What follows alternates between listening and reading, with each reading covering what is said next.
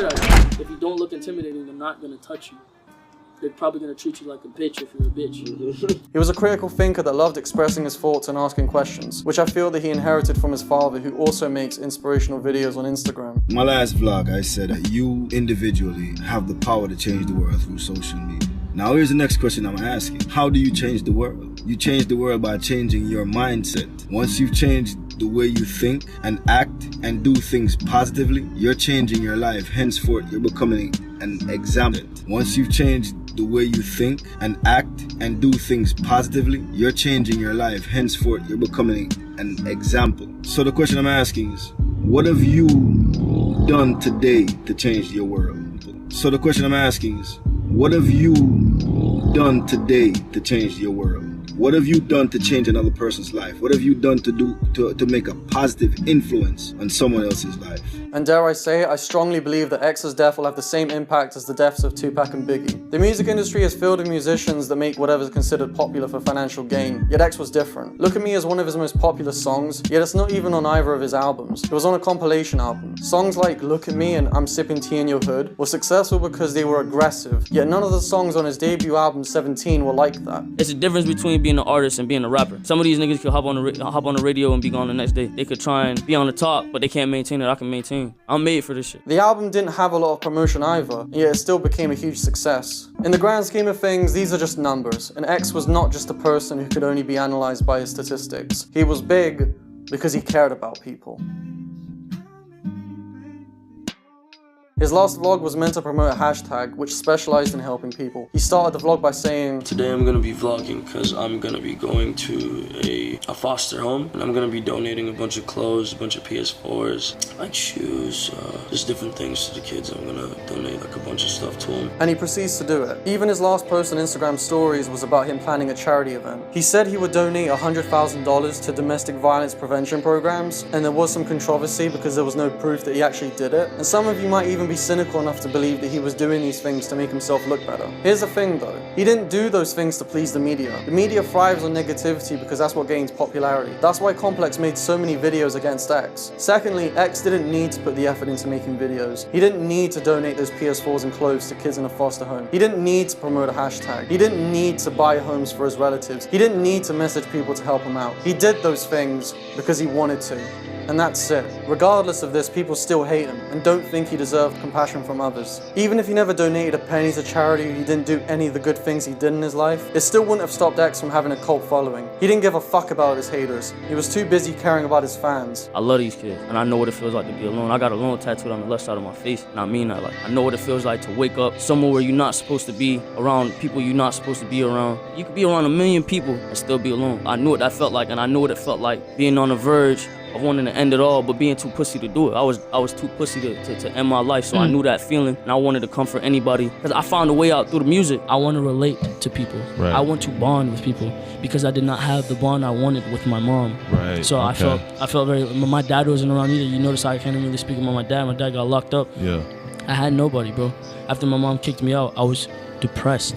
I had bad sleep deprivation. Like, bro, I had fucking sleep paralysis. Like, it was horrible. Anyone who has a fan base is bound to love their fan base. But it's like I said before, X didn't just have a fan base. He had a cult following, and this is why. What you feel in the night, what you feel in the morning, what you feel midday, that you don't think, other people have the same thoughts. You feel alone in this thought, but other people have the same thoughts. When you display this thought, it brings a certain amount of comfort within people. Right. What you feel in the night, what you feel in the morning, what you feel midday, that you don't think, other people have the same thoughts. You feel alone in this thought, but other people have the same thoughts. When you display this thought, it brings a certain amount of comfort within people. Right. And people start to feel like, all right, this person understands me. This person is fucking cool. And then he summarizes everything by saying this: I am the epitome of the misunderstood. and from here, I think it's time to talk about the people who misunderstand him.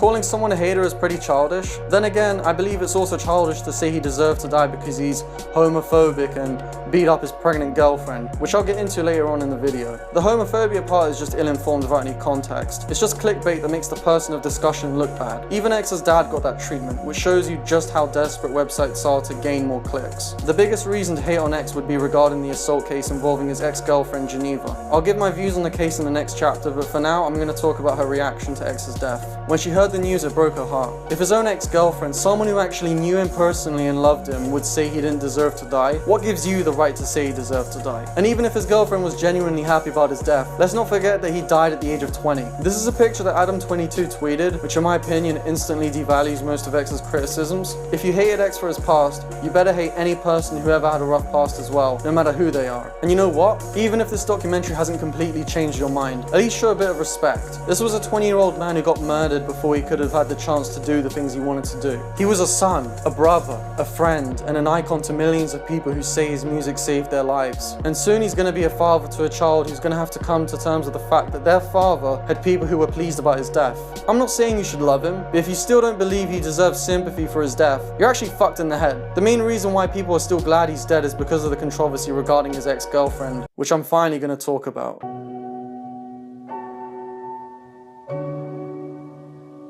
Before I say anything, I'm gonna play this clip. I spent 9 months in jail by myself because I fell in love with the wrong person. I tried to give them the world just due to the fact that obviously I must not have been enough.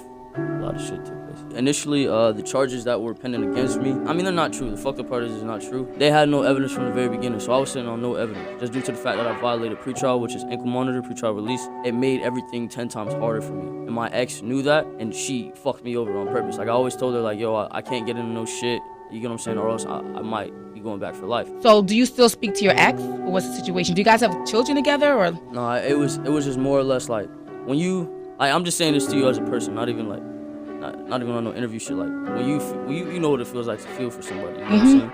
And when you have this genuine feeling that you get from somebody and you make that person your source of happiness, obviously it becomes like they become your drug. You know what I'm saying?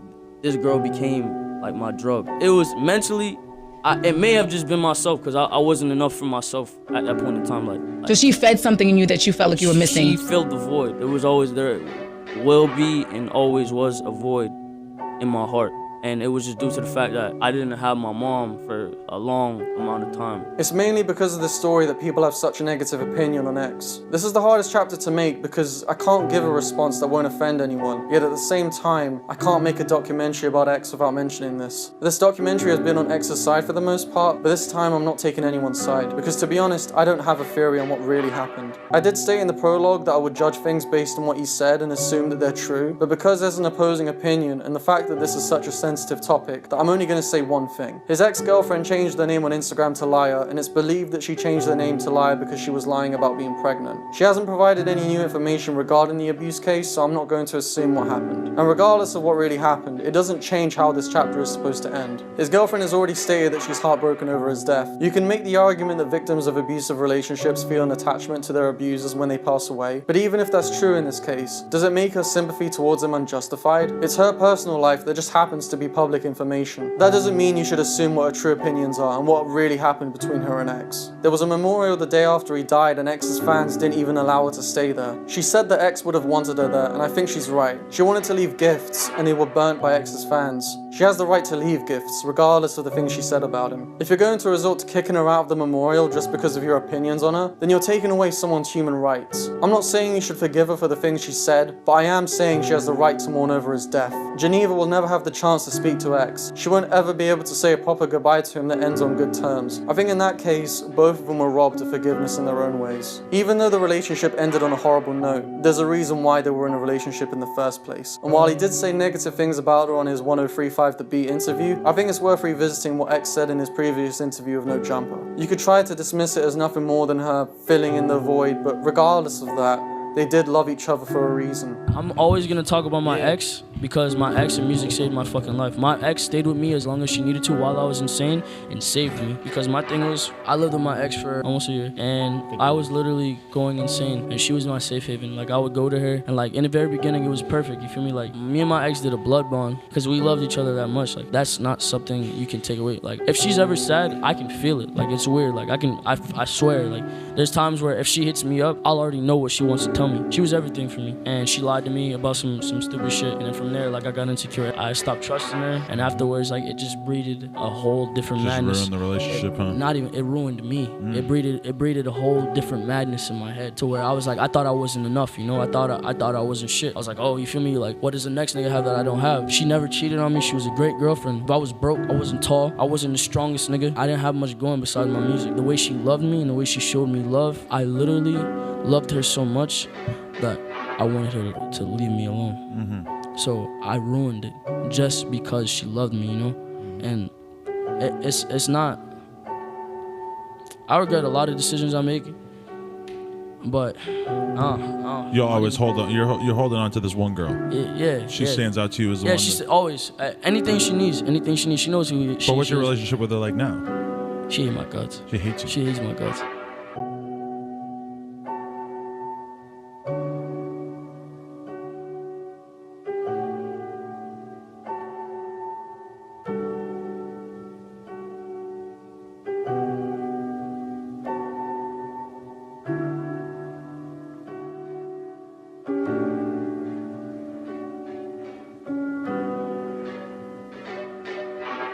To fix your penis, you need nitric acid.